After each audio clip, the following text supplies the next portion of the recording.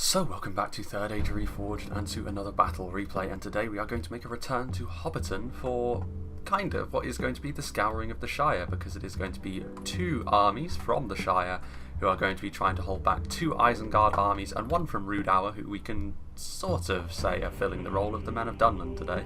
But also it's, as the Shire often is, or the Hobbiton often is, it's going to be on the smaller end of sieges like this because it is very open, difficult to defend all angles, and also the defenders did seem to drag their heels a little bit in the deployment phase. They took quite a long time over it, so certainly going to be, the action is going to start right from the off here, as obviously one of the Isengard armies is right deployed near where the hobbits can start up here on the hill. And we will go through the attackers first of all, and we will go first to the player who sent me the battle replay, and that's going to be Steel Unit, who's going to be playing as one of the Isengard armies, and he is certainly the closest to the defences. And Isengard, I'm not sure how they're going to do here against the hobbits. The hobbits are notoriously awkward to fight, and also, you know, they do have a lot of AP, and considering Isengard, a lot of their strength does come from their sort of solid main line. The AP may very well turn out to be very useful against Isengard, but the attackers do have a numbers advantage, of course. Even though the hobbits can deploy quite a lot of men, there are still only two armies to the attackers' three, so we shall see how this goes. And it's not as if the hobbits can also spend a ton of their surplus money on a bunch of really high quality units either, it's worth saying, so we'll see how the armies of the Shire are looking. But we do have some Dunlanding clansmen at the front, you know, obviously very cheap militia units. Isengard, unlike the other Orc factions, don't have a militia unit that they get for free at least once. But the Dunlanding clansmen make up for this by still being very cheap, but also having a heightened anti-cavalry bonus from their origin, you know, their Dunland origin.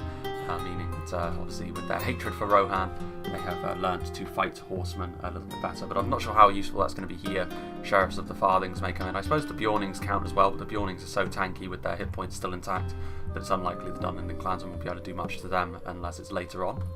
We also have some Uruk-hai archers here. Obviously a lot of the Hobbit forces are very lightly armoured, so even very basic archers such as this are going to be a pretty safe bet when trying to kill off some Hobbits.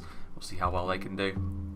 Got some half-orc Baneguard here, armour-piercing units, which on the face of things might not seem like the best idea against the Shire, but against individual units like the Proudfoot Protectors, or especially the Ents, they can still come in handy. I'm not sure how well the Baneguard will do against the Ents, though. They'll definitely need support if they're to land any blows at all, but still, it is worthwhile bringing a few units of armour-piercing, just because you know you're going to be facing off against the Ents when you face the Shire, because they're so powerful.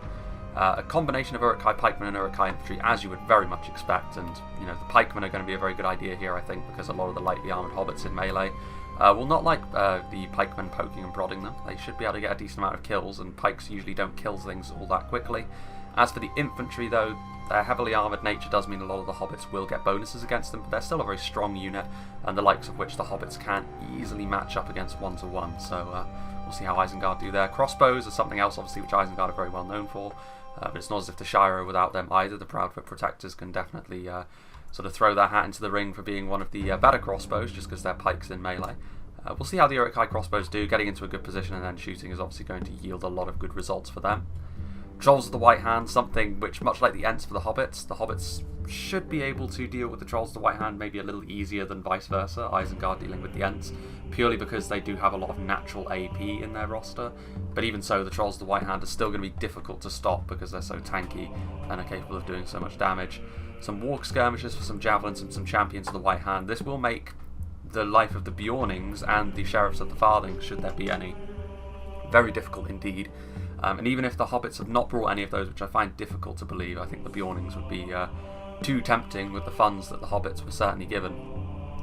And the Champions of the White Hand or the Warg Skirmishers can find gaps, because there's a lot of ways into the Shire, so you know the Shire are definitely going to have to be on the lookout for them. More Baneguard, some Uruk-hai Raiders, just some cheap infantry pushing right up the pipe here, and also some Nazkai, so a very good unit for dealing with the Ents actually, more so than the Baneguard. The second Isengard army over here in the middle, just across the Brandywine Bridge, we have Nylok, who's got some Uruk-hai crossbows here. He is going to have to move quite quickly though, because it does occur to me that Steel Unit is right on top of the Hobbit defences, and his allies are a little bit further away, although Rudour, as part of this battle, were meant to sort of deploy further back and come in a little bit later.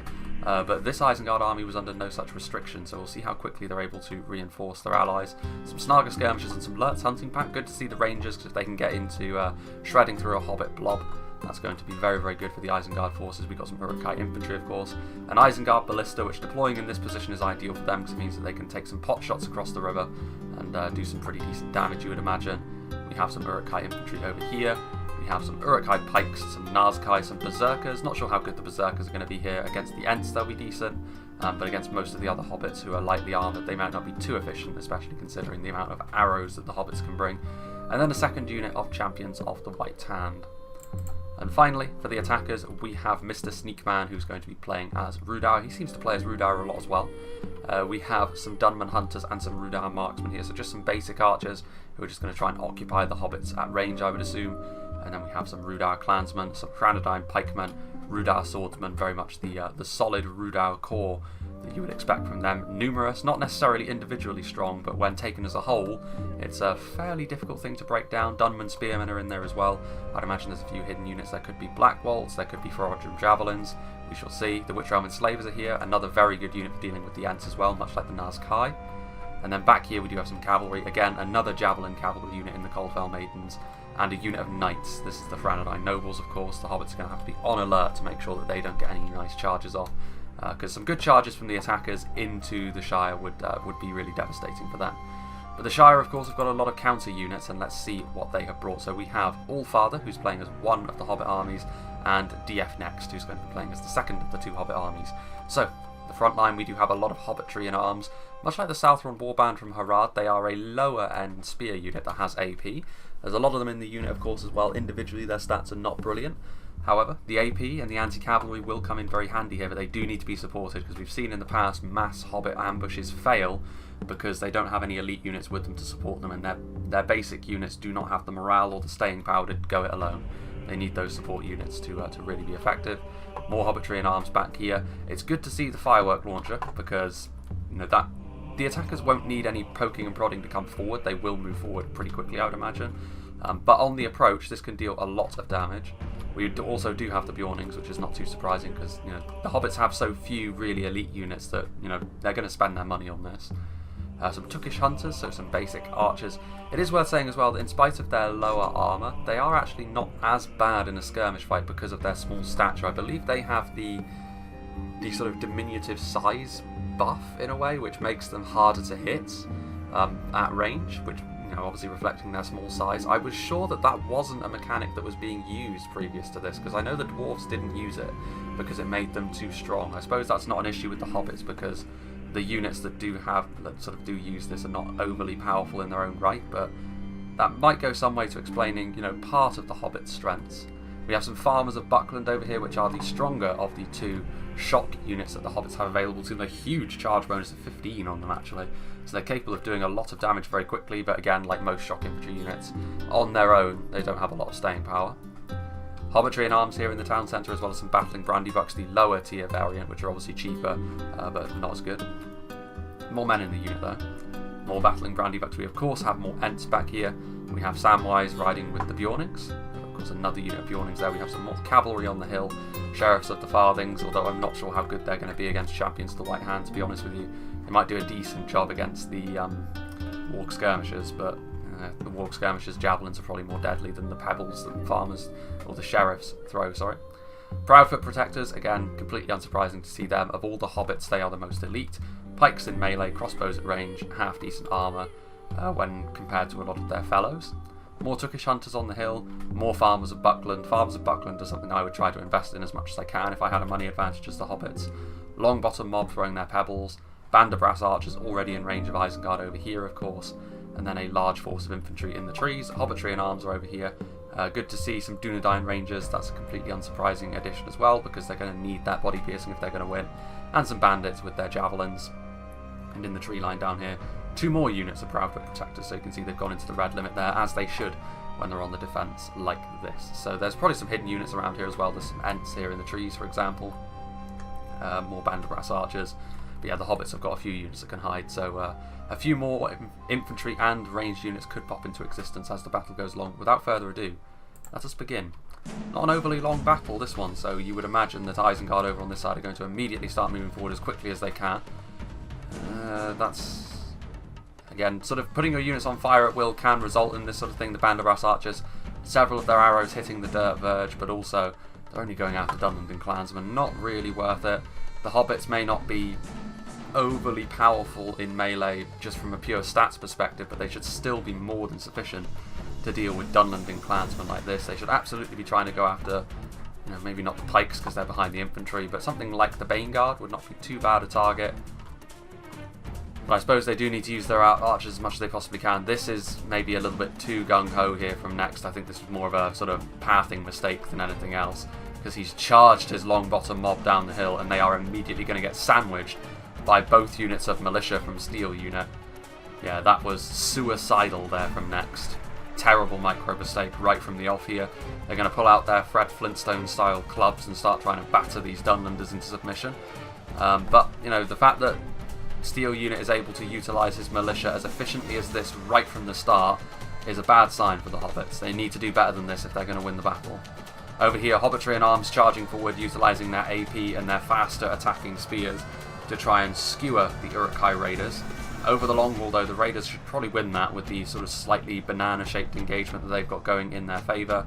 And it's also worth saying that Nylock has moved forward as quickly as he possibly can. The Dunedain Rangers also very far forwards here. Like, they're making a few, yeah, and you can see here that this is another example of some sort of terrible positioning here. The Proudfoot Protectors are in a really densely packed formation and they're taking grievous losses at the hands of Snugger. And I think the unit that they're returning fire on as well is the Javelins. I'm really not sure what DF Next is doing here, because this is a real disaster. He's using all of his best skirmishers to deal with a unit of Snarga that have already paid for themselves. Not good. Improvements needed if the hobbits are going to win this fight, certainly. The Ents are charging in here. They're going to absolutely paste the Uruk-hai raiders, to be fair. And at this point, yeah, this is exactly what I'd be doing if I was Steel unit as well. Charging forward with all of my army. I do hope that this battle doesn't turn into a landslide, otherwise I'm not going to be all that impressed. You know, I only have so much time to record, and this is already looking like Isengard are performing very, very well in this situation. They've definitely got all the engagements that they would want, and this is also without the addition of Rudauer moving forwards as well, as of yet. Proudfoot Protectors taking grievous losses, and now they're just sort of stood there right in the path of the Snarga skirmishers who are still alive.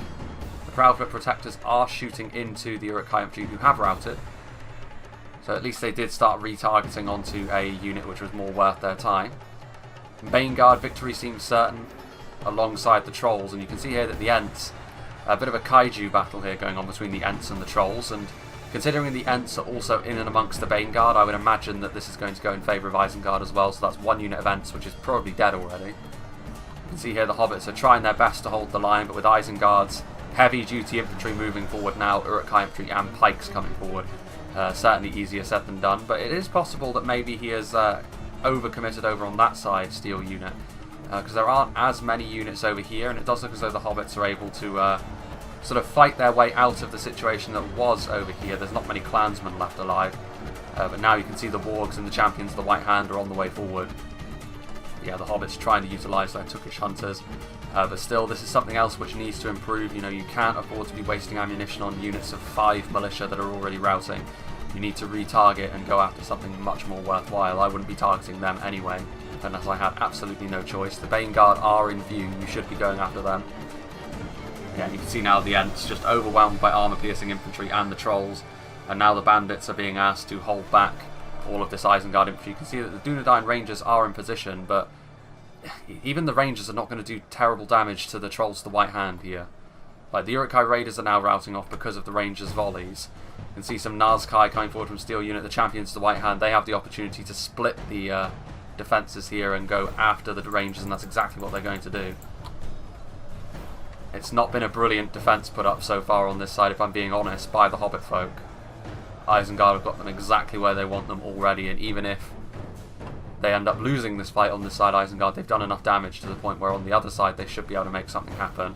The Bjornings are charging in, the Uruk-hai infantry are routing, the Pikes are actually routing as well. That was a risky move to charge forward with the Bjornings into Pikes, but it has paid off because a whole 143 of them are routing. And Nylock's army over here is not doing too well. And it is worth saying that perhaps the rules of Rudauer only being allowed to commit themselves forward later may come to the Hobbits' rescue a little bit here, because if all three armies were attacking them all at once, this would definitely be going in favour of the attackers quite heavily. But as it is, over on this side of things at the very least, the Hobbits are winning. And the Bjornings have a big part in that. Nylok obviously sending part of his army over to try and help Steel Unit, which is perhaps why. Undermanned over on that side, you can see that the Hobbitry and arms are still fighting hard. A lot of projectiles coming in, raining down on the Isengard positions, but I still feel as though it's only a matter of time before Isengard are able to batter their way through here. The way that the engagements have been set up have just not been all that good for the Shire, although the Walk Skirmishers are being shredded at point-blank range by the Dunedain Rangers. Whatever happened to the champions of the White Hand? There they are. Charging in and out of the bandits. The Proudfoot Protectors are here. The Proudfoot Protectors are not a unit the champions of the White Hand really want to go after, if I'm being honest. Especially not when they're in the stakes such as they are. Because they are pikes in melee, so they will do a ton of damage, but of course being pikes in melee means they are perhaps an ideal target for the Trolls of the White Hand. And the Hobbits, I think, have panicked in the face of the Trolls of the White Hand a little bit. They're trying to use projectiles to take down the Trolls, which rarely goes all that well, and now you can see that this is perhaps what should have happened a little bit sooner. But Isengard, as the champions of the White Hand, push through. You can see now that the Hobbitry and arms are starting to rout, and yeah, Steel Unit. And the portion of Nylok's army that was over here has really bent over the army of Next. Another unit of Dunedain Rangers trying to do their thing over here. Yeah, the Hobbits have done a little bit better over on this side, but that's only because Isengard just sent a token force to engage. It's really down here where a lot of the damage has already been done. We'll see now if the Hobbits on the hill are able to get enough kills on the approach here with projectiles to try and recoup some of their losses. But the fact that the Wargs are now running through the defences is not a good sign, and arrows are not going to be enough to stop the champions of the White Hand. They're just not. You need to commit these Bjornings, or the Ents. You need something to stop them, because otherwise these champions of the White Hand are just going to wipe the Hobbits from the hill. And this also comes to, yeah, like I was going to say, Allfather also shares a bit of responsibility for this. He needs to get over here and help his ally, because Next is clearly struggling grievously. Yeah, and 2 units of Proudfoot Protectors, which honestly have not done the amount of damage that they would really need to. They're trying to use their pikes in melee now, which we know, pikes, the damage they do is not really going to be sufficient against Trolls like that. Uruk-hai pikemen getting charged in the rear by Bjornings, but not routing, so they could turn around and actually do some pretty decent damage here to the bears, and some of them are dying off. You can see that the Uruk-hai crossbows are doing a lot of damage as well, so once again, Next, I can only assume that he's lost micro on this because he's panicking on the other side. But again, this is a terrible loss to have. Because even if the Shire can pull out a victory here against the 2 Isengard armies, which considering the defensive position and the money advantage they must have had, you really should be beating these 2 Isengard armies fairly comfortably. When Rudau come in, I don't think they're going to have enough left in the tank. I already think it's too late. The mistakes already made have been too extreme. Again, the percentage of kills so far is relatively even, but you have to remember the type of kills that they've gotten. And map position is pretty critical as well. And really, when you're the defenders outnumbered like this, you need to be building up a lead early on, not just going blow for blow with the enemy. You need to be, actively bleeding their manpower more effectively than this. I heard the fireworks start to fire there. The champions of the White Hand actually not pushing further forwards. They're instead trying to break the units which are still sort of fighting on this hillside for the Hobbits. The Band of Brass Archers going up against what's left of that unit there of Baneguard. I'm surprised they didn't rout actually, but it wasn't the best of charges from the champions of the White Hand. Still the main body of this Uruk-hai infantry moving forwards. And now the Nazkai taking a full charge from the front from the Bjornings. That should be enough to actually kill quite a few of them. Even the Nazkai, as solid as they are, no, only 2 of them. The hit points must have saved them there, because they are fully fresh after all. But the Bjornings now need to cycle out, because they really don't want to be staying in melee for too long with a unit as devastating as the Nazkai. And to be honest with you, the Ents don't want to be going into melee with the Nazkai. Yeah, the Bjornings need to get out of there. They're taking volleys by the crossbowmen now as well. There's still some battling Brandybucks here fighting on the front line. Their armour piercing will certainly help them. But at this point, Isengard are certainly gaining the upper hand. Perhaps they're, considering the victories they've won, perhaps Isengard should be getting through this defence a little bit quicker. The bandits are now coming back. yeah, this though is another big victory that they've managed to score here. The Trolls of the White Hand forcing the Proudfoot Protectors into a full retreat. Yeah, and I agree. I think the Isengard players have done a pretty decent job so far. I think Nylock has also managed to do a pretty good job here of getting a more efficient engagement. Initially it wasn't looking good, but he's done better as time has gone on. And now Allfather and Next, well, mainly Allfather, but Next Bjornings, they tried to go through the front of the Uruk-hai line and into the crossbows, but they ended up just getting shot to death. So, and also the champions of the White Hand were right here. I'm really not sure what he was thinking there. Still, the Hobbits are still in with a shot at winning this. They do still have some of their important units. They've still got some Dunedain Rangers up here. Here comes the Ballista though, but I still think that they've just got enough. The Ballista too densely packed here, the Allfather's position, and I think it is folly here, especially if you're going to open up with the Gandalf's fireworks. I think this is maybe a case of miscommunication rather than anything else, because I think Allfather is eager to move forward with his infantry and try and kill Isengard before Rudauer are able to move forward as well. But what he really doesn't want is to suffer friendly fire in the back while this is happening. And it's possible that Allfather could beat Isengard here, but then he'd be caught out of position. I think Rudauer is starting to move now as well. So that being the case, if I were him, I would just try and save what I can and retreat back to the hill. Because Isengard will be able to survive for the time necessary for Rudauer to come and reinforce them. They're also taking pretty heavy losses on the way forward as well from the Isengard Ballista. Here comes the Bjornings, still doing their thing. The Nazkai, only 5 losses have been suffered so far. The Ents are coming in now, I think, as well. Or are they trying to avoid the Nazkai? We shall see. Still some pockets of Hobbit resistance over here. Allfather actually sending over some units now, so the initial army from Next, most of the infantry there has probably died. Battling Brandybucks, actually trying to pull out a bit of a mini victory here for the Hobbits, which they will need as the battle goes along. And of course, the beauty of playing as the Hobbits is even if you do lose a few of your units, you have enough disposable manpower in a similar manner to the Orcs that it's not the worst thing in the world. The Banderbrass Archers pulling out their clubs, so a bit of AP in melee, so that's yet more AP that the Hobbits have access to, which is probably why Isengard, in spite of doing pretty much everything right, to be fair, Steel Unit, you can't really fault what he's done, still struggling a little bit perhaps to really get the job done.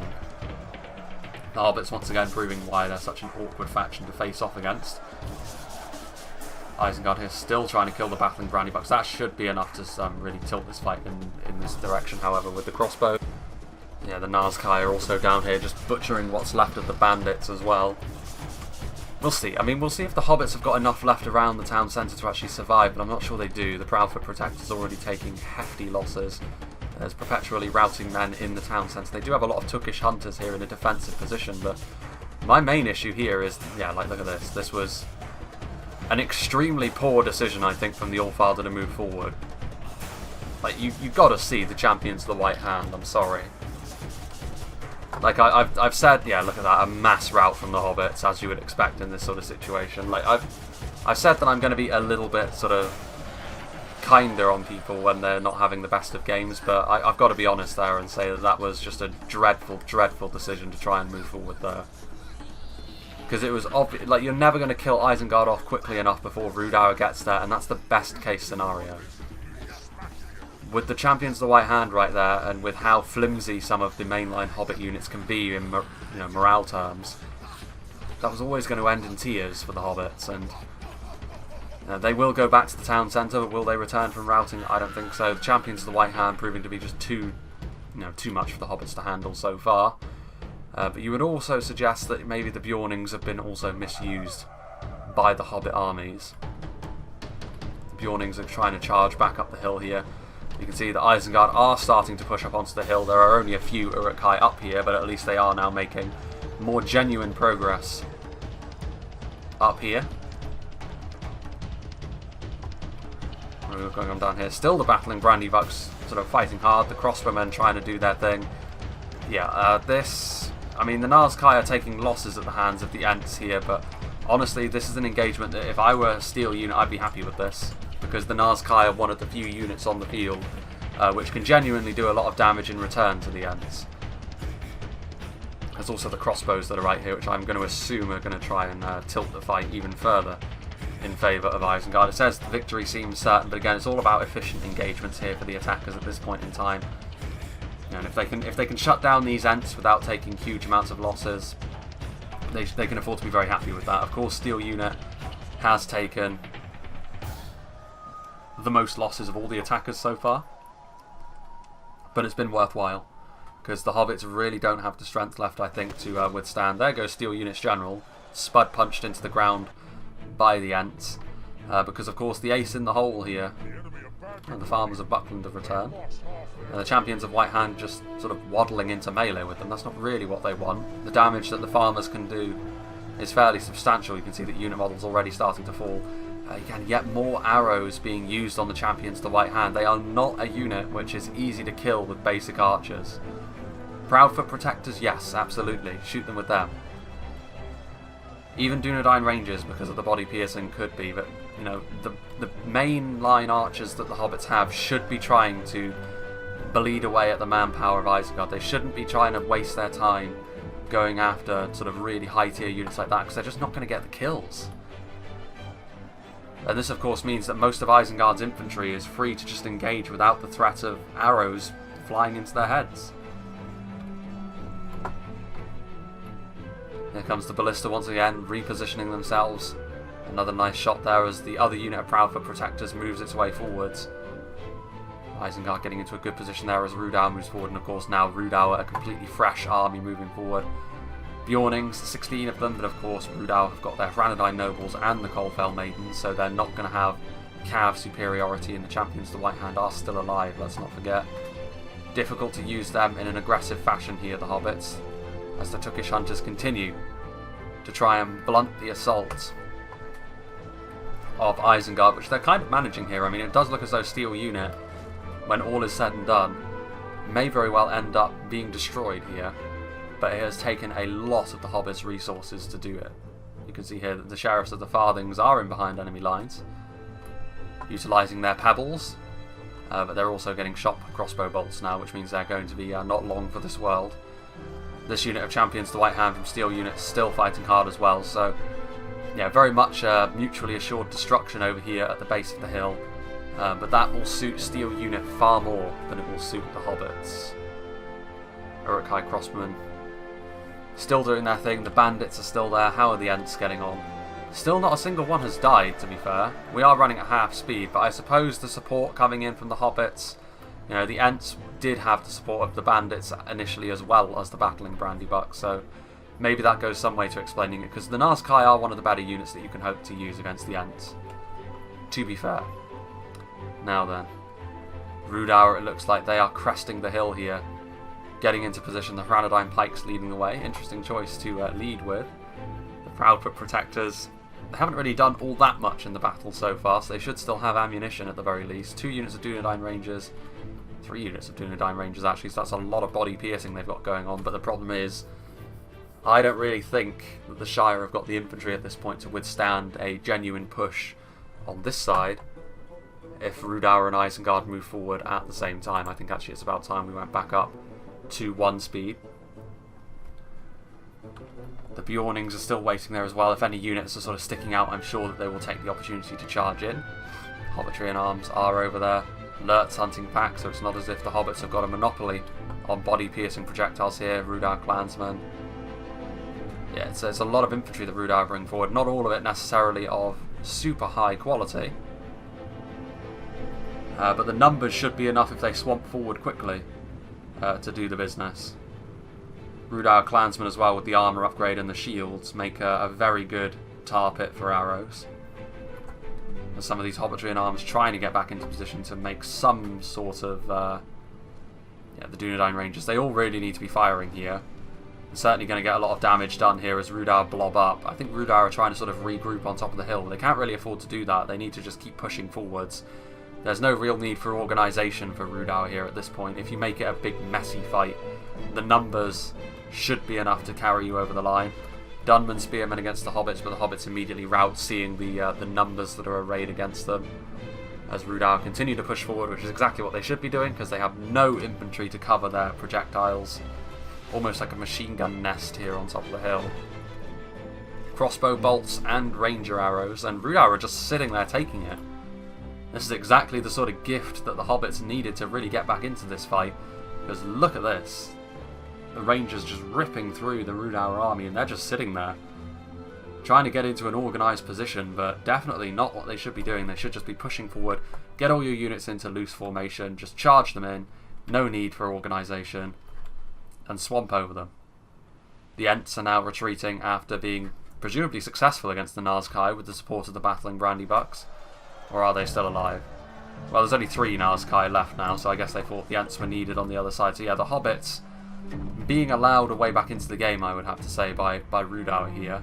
Rudauer are now moving forward, but those few volleys must have been enough to carve through several hundred infantrymen for Rudauer, which is exactly the sort of thing that the Shire needed to get back into this. Dunedain Rangers out here on the flank. Really nice crossfire position set up here by Next and Allfather, trying to make up for their sins in the earlier game.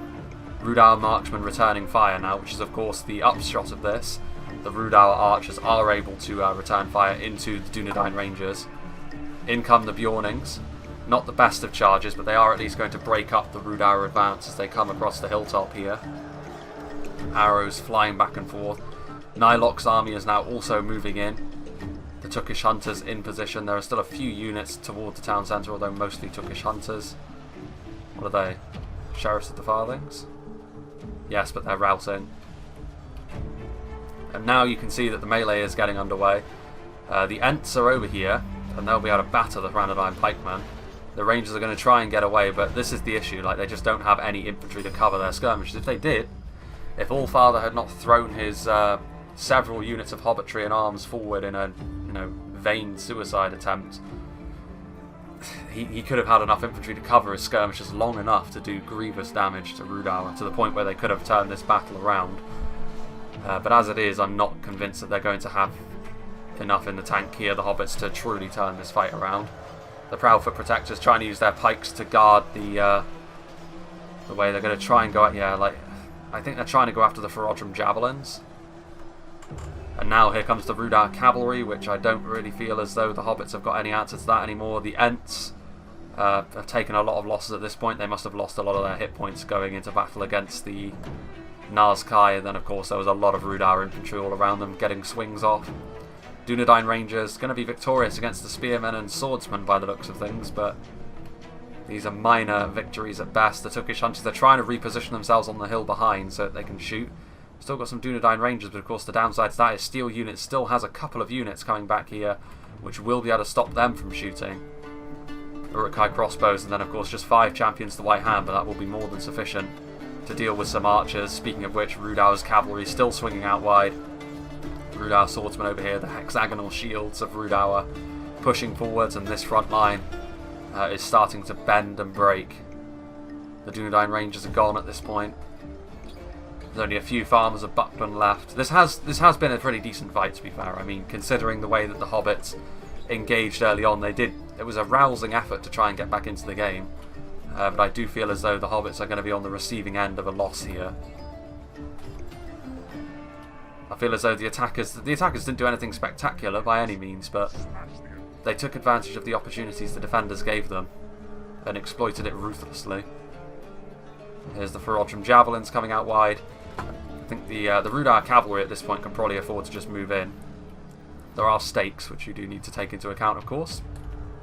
Of course, now the Black Wolves revealing themselves, Witch-Realm enslavers, what's left of Nylok's army as well, putting some genuine pressure onto the town centre. And that is of course another thing. The hobbits can't afford to just retreat everything back up onto this secondary hill, because they need to fight for the town centre with the Aztec flags from Medieval 2 all around it. There goes Samwise, the Colfell Maidens, launching their javelins in, and that's going to be enough to kill the Bjornings. Easily done, and that will leave the Franadine nobles free to engage as they will. Reforged javelins. It is worth saying that most of the units that are left at this point are from Rudauer. A lot of the Isengard forces were destroyed, as you would expect, but yeah, you have to say that the hobbits needed to play better in the early game if they were going to win this fight, and in the end that was simply not the case. They will still be able to get a pretty decent amount of kills with their archers to, look at this, like crossbow bolts coming in. Doing a lot of damage to these Black Walls and Witch Realm Enslavers as they come forward. The Band of Brass Archers trying to hold them back. There's still these Champions of the White Hand back here, fighting with these crossbows. The Band of Brass Archers looking like they might rout. Still the Hobbitry in arms, fighting hard. They have sort of been knocked back into, well, some of them have anyway, sort of being engaged in melee has made them return, but you can see here that's what's left of Nylok's army. He does still have his Nazkai, to be fair, but a lot of the other things, Isengard Ballista Crew, there was some Uruk-hai crossbowmen in there as well. In fact, there they are. So only basic units for the most part from Isengard that are left, as well as a few very depleted forces from the Steel unit. But the numbers that Rudara are supplying here in the late game are going to be too much for the Hobbits to overturn. Everything being engaged in melee now, and the Ferodrum Javelins going to shoot right into the backs of the Proudfoot Protectors. Another point-blank volley from the Tookish Hunters, trying to do what they can. But the Northmen are going to conquer the Shire here. And with most of Isengard gone, they won't even have to answer to Saruman anymore. It will be all theirs to do with as they please.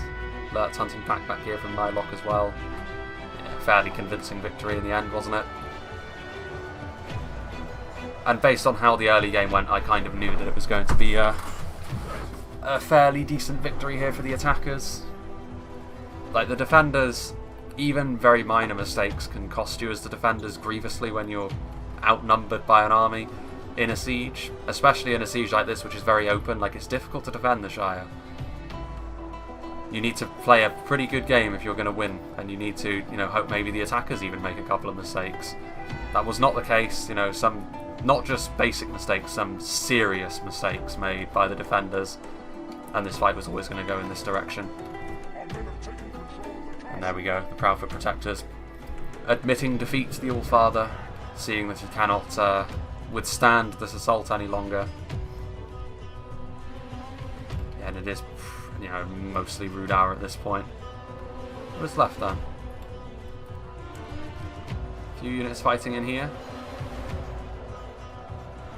And there's a couple of Proudfoot Protectors just being chopped up on the approach. Fighting outside of Bag End.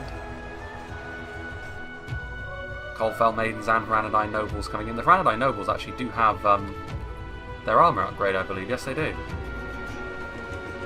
We have a look here. They do have an armour upgrade now. The armour that they can wear. And considering their armour is one of their downsides when you compare them to other knights, especially from their neighbours in Arthedain, that does offset one of their weaknesses a little bit if you're willing to invest even more in your knights. Still doesn't make them as tanky, of course, and their melee defense is still lower. But, you know, more armour in addition to the AP they already provide.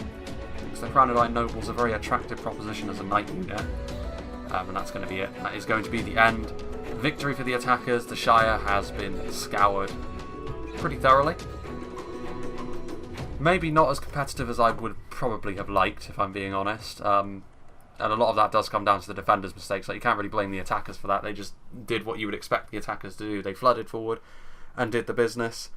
Steel unit getting a lot of kills. Like, whenever one of the attackers gets more kills than one of the defenders, you know that you know, something has gone a little bit awry. But I'd have to say that, you know, both the defenders made some pretty clear mistakes. Next didn't really set up his defense initially all that well. There were too many gaps in it.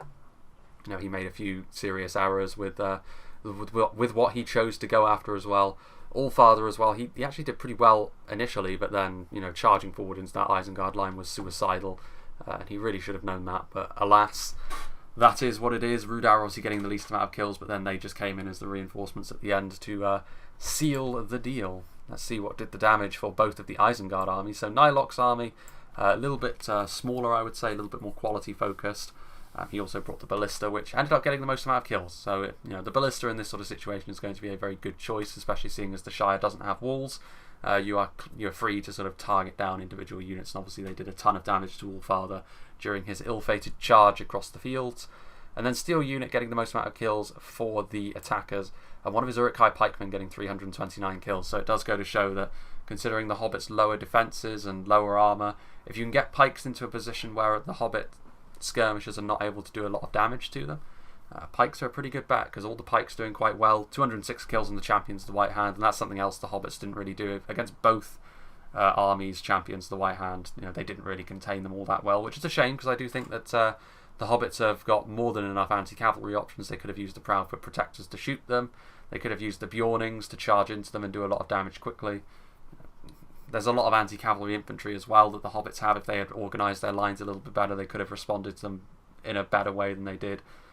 But as it is, alas, que sera. So a good battle, but not the closest. It says close victory, but obviously Rudar had these men remaining. It's a little bit misleading because obviously that it counts healed units as well. How I would say that Rudar probably did have about 1,000 men left, and Nylok probably had about 200. So 1,200 men remaining. That is quite a lot, to be fair. But still, the Hobbits did their best to hold on to their homeland, but now they are gone. And next step, the Grey Havens, I suppose, for Rudar. But yeah, thank you to Steel Unit for sending this one in. It's good to see the Shire again, and the Hobbits are an interesting faction. You either love them or you hate them, very much the Marmite faction of 0.97. So if you hate them, I'm sure that you were pleased to see them destroyed in such a fashion. But if you love them, perhaps you want to send me a replay in which they do a little bit better. But yeah, big thank you to all the players that were involved, and big thank you to Steel Unit. The next battle that I'm going to show, I'm not sure. I still have a lot on the back burner that I can use, and again, I know that a lot of people have sent me stuff. Don't worry, I am trying to get to everything. I'm just sort of trying to organise it in such a way that makes a little bit more sense structurally. But yeah, there's definitely a lot that I can do.